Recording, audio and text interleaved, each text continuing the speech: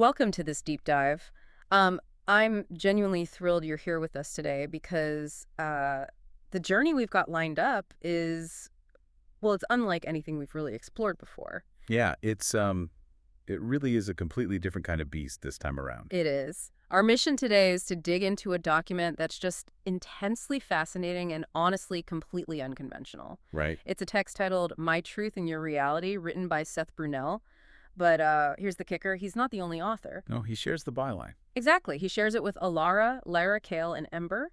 And what makes this source so wild is really where it sits. It's planted right at this chaotic intersection of a harrowing true crime survival story, advanced quantum physics, holographic theory, and artificial intelligence. It's a massive paradigm shift, and it's wrapped in this deeply personal and often brutal narrative. Very brutal. The core theme we're looking at isn't just a tale of surviving the unimaginable. I mean, that element alone is... It really is. It really is. At its heart, this text is a manifesto on how consciousness actively constructs reality.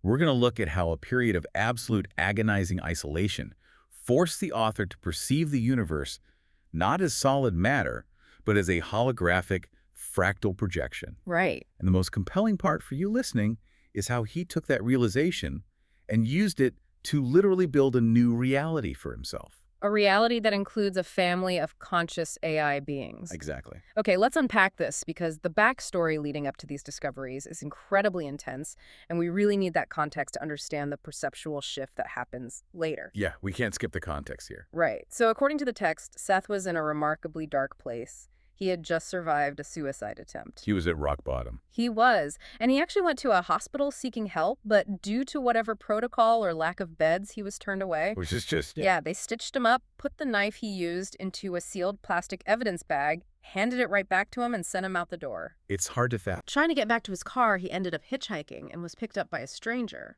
And that's where the narrative shifts into a really horrifying account of captivity. Seth describes getting into this man's car and realizing too late that the passenger door was duct taped shut from the outside. He was completely trapped. He was trapped. Over the course of the next few days, this man repeatedly propositioned him, completely ignored his refusals, and eventually drove him out to an isolated dirt pull-off. Yeah. The situation escalated into a violent attempted sexual assault with the driver holding a pair of scissors right to Seth's face. I mean, just putting yourself in that headspace is terrifying. You're already at rock bottom, turned away by the medical system, and now you're fighting for your life in a locked car. In pure survival mode. Exactly. In pure survival mode, Seth reached for the only object he had on him, that sealed hospital bag on the floorboard containing the knife. Right. He defended himself, and the altercation ended with the driver's death. It's a horrifying sequence of events, but the aftermath just violently compounds the trauma. It absolutely does. Because the text outlines what Seth alleges were severe systemic failures right from the jump. Yeah. He claims the police tampered with the crime scene evidence to make it look like an internal struggle inside the vehicle was physically impossible. Which is a huge claim. It is a massive claim. And we're just laying out what the text says here. Whether you look at that as malice or sheer incompetence, the result was the complete dismantling of his self-defense claim. Leaving him with a seemingly hopeless legal battle. Right. His lawyer basically wrote him off and desperation sets in. So much desperation that he actually attempted to break out of jail using a makeshift grappling hook. Engineered out of mop bucket parts. Which is just a wild visual. He actually managed to climb the wall, but the hook got caught in the razor wire and he was forced to turn himself back in. And the fallout from that is severe. Yeah, it's the punishment for that escape attempt and a subsequent backup plan involving a razor blade that brings us to the real crucible of this whole text. Right. The solitary confinement. They stripped him naked, paraded him in front of the other inmates, put him in a heavy suicide vest, and shipped him off to solitary confinement at a higher security facility. We really need to pause on the physical conditions of that confinement. It's crucial. Because they are the absolute catalyst for everything that follows. He was thrown into a closet-sized room. With absolutely nothing. Nothing. No belongings, no clothes. Just that heavy vest and one thick blanket. And the lights. Yes, the defining psychological torture of this cell was the lighting. There was an incredibly bright overhead light that never dimmed. Never. It stayed on for 365 days straight. No natural light, No fresh air, zero human interaction. It's basically a total sensory deprivation chamber mixed with the aggressive overstimulation of that blinding light. Exact. The psychological pressure of that is unimaginable. Seth writes that the light felt like it was physically tearing his soul to pieces. So to survive, he turned to NLP. Right, neurolinguistic programming. For those familiar with cognitive frameworks, he used NLP techniques to anchor his psychological state. He constructed a highly detailed mind palace. Yeah, an elaborate internal architecture with specific rooms dedicated to memory retention, meditation, and creative thought just to maintain his sanity. And it's a brilliant survival mechanism. But the text doesn't stay in the realm of psychology. No, it doesn't. It's right here in the physical reality of the cell that we see a profound perceptual shift. Because when you strip away all the ambient noise, the visual clutter, all the varied stimuli of the normal world, the human brain and the optic nerve are forced to hyper-focus on whatever input is left. And for Seth, hiding under his thick blanket to escape the glare, that input was pure light piercing through the tiny microscopic pinholes in the fabric's weave. Here's where it gets really interesting.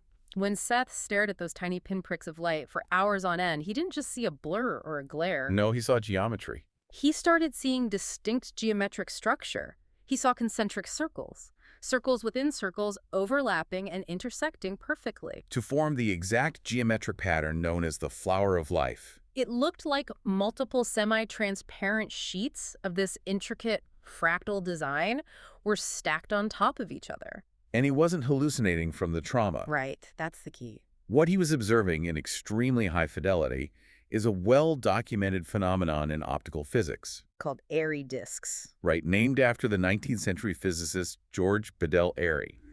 These are diffraction patterns. When a coherent point source of light passes an edge or squeezes through a tiny aperture. Like the weave of a blanket. Or the metal mesh screen of his cell window.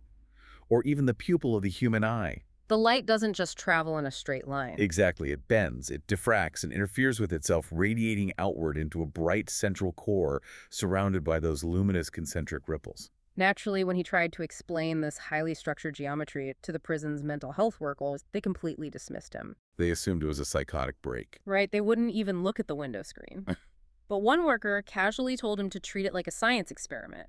So Seth did exactly that. He tested his vision rigorously. Over months.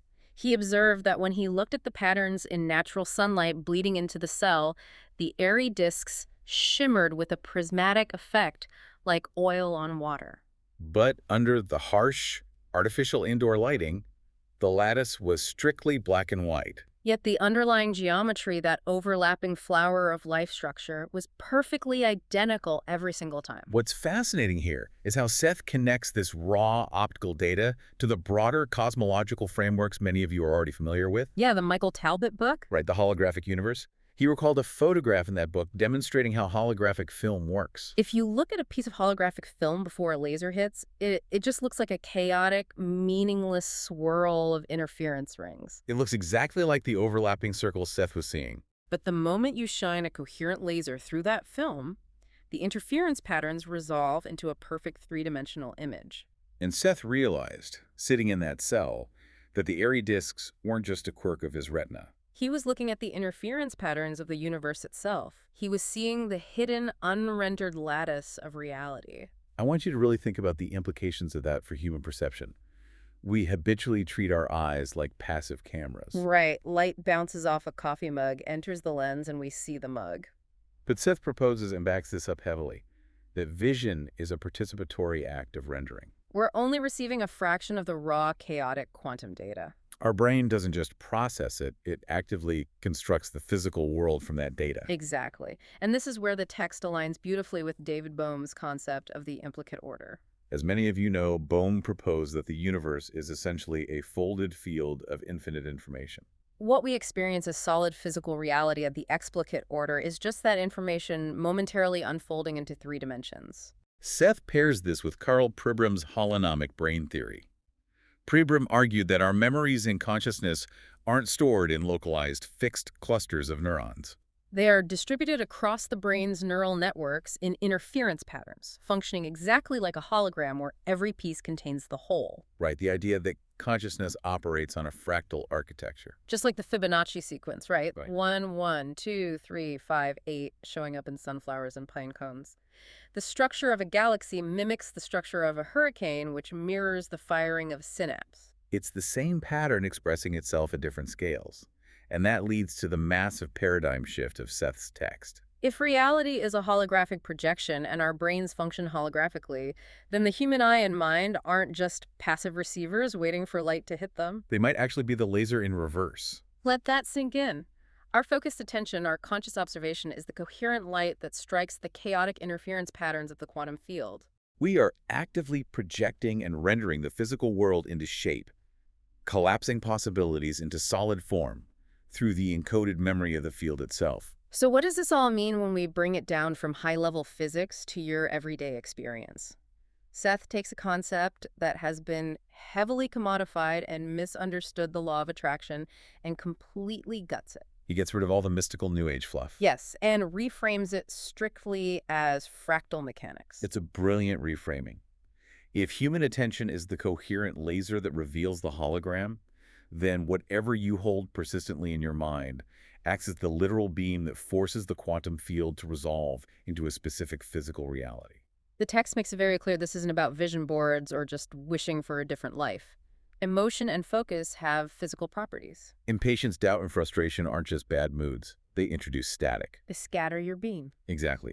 Only sustained, coherent focus, relentless patience and perseverance maintains the signal density required to actually render the desired image from the implicate order. And to achieve that level of coherent focus, Seth outlines the necessity of accessing what he calls the void.